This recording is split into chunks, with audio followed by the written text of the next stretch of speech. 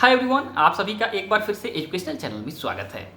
और आज की वीडियो में हम आपके साथ डिस्कस करने जा रहे हैं एक बहुत ही इंपॉर्टेंट क्वेश्चन के ऊपर जो आपके द्वारा हमारे चैनल के माध्यम से पूछा गया है। क्वेश्चन ये है कि डायरेक्ट रिक्रूटमेंट यानी कि सीधी भर्ती और बैकलॉग रिक्रूटमेंट यानी बैकलॉग भर्ती में क्या अंतर है। तो सीधी भर्ती और बैकलॉग भर्ती में क्या अंतर है आपके द्वारा पूछा गया है। तो आज की वीडियो में क्लियर इन्फॉर्मेशन हम देने वाले हैं। आपको बता दें कि कुछ दिन पहले हाल ही में बनारस हिंदू विश्वविद्यालय में बैकलॉग की भर्तियां निकली थी असिस्टेंट प्रोफेसर की, और कई छात्रों ने देखा जाए वहाँ पे अप्लाई नहीं किया, क्योंकि उनके द्वारा ये भी हमें क्वेश्चन देखा जाए पूछा गया कि सर बैकलॉग की भर्ती है तो क्या ये कॉन्ट्रैक्ट बेसिस पे रहेगी, गेस्ट फैकल्टी की तरह रहेगी।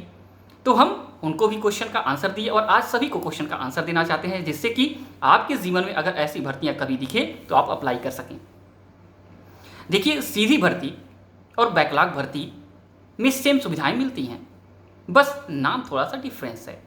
अब उदाहरण के तौर पे अगर बताएं सीधी भर्ती के बारे में, तो सीधी भर्ती मान के चलिए कि कोई अगर एक संस्था है और वहाँ पे कर्मचारी काम करते हैं और धीरे धीरे कुछ कर्मचारी वहाँ से रिटायरमेंट ले लिए, रिटायर हो गए, या किसी कारणवश देखा जाए तो वो अपना पद यहाँ से त्याग कर चले गए, तो उस संस्था में रिक्तियाँ हो जाती हैं, उनका पद खाली हो जाता है और उन रिक्तियों को भरने के लिए देखा जाए संस्था के द्वारा आवेदन आमंत्रित किए जाते हैं।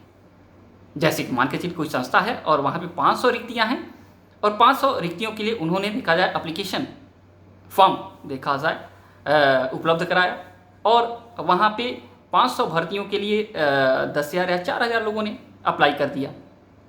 लेकिन 500 जो रिक्तियाँ थीं वहाँ पे देखा जाए भरने के लिए कुल जो एग्ज़ाम हुआ या देखा जाए इंटरव्यू हुआ, वहाँ पे देखा जाए तो हर ही हुए सिर्फ और सिर्फ 100 सीटें खाली रह गई। ठीक है, ये सीधी भर्ती निकली, ये भर्ती सीधी भर्ती निकली और यहाँ पे आपके 400 लोगों का चयन हो गया जो पात्र हुए, और 100 सीटें देखा जाए पे कोई देखा जाए पात्र कैंडिडेट नहीं मिला, जिससे कि 100 सीटें खाली रह गई।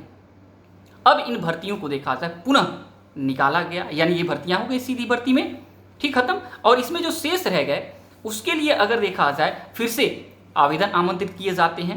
कभी दूसरी देखा जाए भर्ती निकाली गई तो उस भर्तियों में इन पदों को जब जोड़ा जाता है तो इन पदों को देखा जाए तो एक अलग जगह पे रखा जाता है, जैसे कि इसको बैकलॉग करके।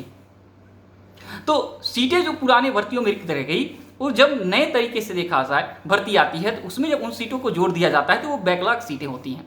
ठीक है, तो ये बैकलॉग भर्ती और आपकी सीधी भर्ती में देखा जाए सिर्फ शब्द का अंतर है, लेकिन आपकी सुविधाएं और कार्य देखा जाए समान ही रहने वाली हैं।